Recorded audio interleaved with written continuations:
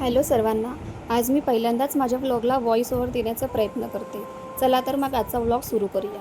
आजचा दिवस थोडा स्पेशल आहे, विचार केला तुमच्यासोबत शेअर करूया.